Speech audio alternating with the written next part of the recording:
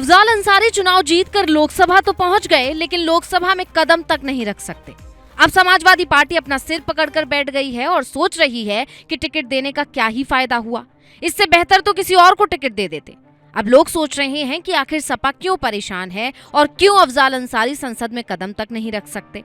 अगर उन्होंने ऐसा किया तो उन्हें भारी भरकम जुर्माना चुकाना होगा। दरअसल अफजाल अंसारी की चर्चा तब होने लगी जब वो शपथ ग्रहण करते नहीं दिखे। जब सपा सांसद जियाउर रहमान वर्क ने इनकलाब जिंदाबाद का नारा लगाया, असदुद्दीन ओवैसी ने फिलिस्तीन जिंदाबाद का नारा लगाया, तो अफजल के शपथ ग्रहण का इंतजार होने लगा। कहीं अफजाल भी तो शपथ के बाद कोई विवादित नारा नहीं लगाएंगे। लेकिन अफजाल ने तो शपथ ली ही नहीं। ऐसे में सवाल उठने लगे कि आखिर अफजाल ने शपथ क्यों नहीं ली।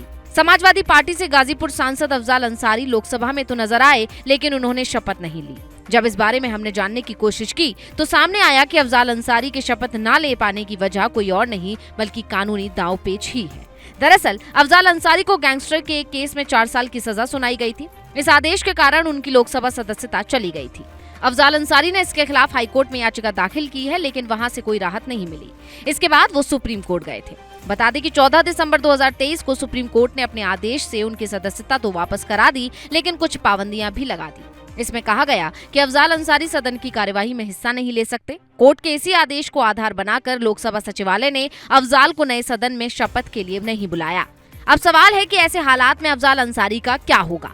गाजीपुर सीट से जीत का सर्टिफिकेट मिलने के साथ ही अफजाल अंसारी सांसद तो बन गए, लेकिन शपथ न ले पाने के कारण उनके अधिकार सीमित ही हैं, या यूं कहें वो महज डमी सांसद जैसे ही हैं, क्योंकि नियमों के मुताबिक चुने हुए उम्मीदवारों के पास शपथ लेने से पहले सीमित अधिकार होते हैं।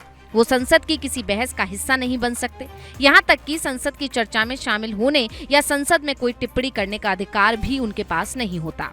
अब ऐसे में जानना ये भी जरूरी है कि संविधान का अनुच्छेद 99 क्या कहता है। तो संविधान के अनुच्छेद 99 में कहा गया है कि सदन में अपना स्थान लेने से पहले हर सदस्य को राष्ट्रपति या उनकी तरफ से इस काम के लिए नियुक्त किए गए व्यक्ति के सामने शपथ लेनी पड़ती है। अगर कोई शपथ लिए बगैर सदन की चर्चा या बहस में शामिल होता है तो उसे दंड देने का प्रावधान भी हमारे संविधान में है।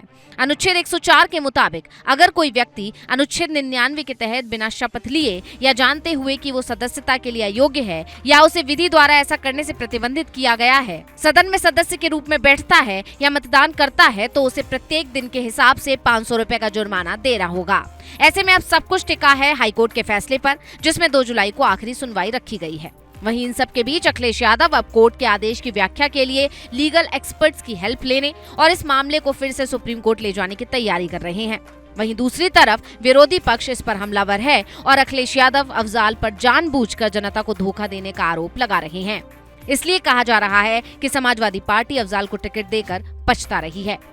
Bureau report, global Bharat TV.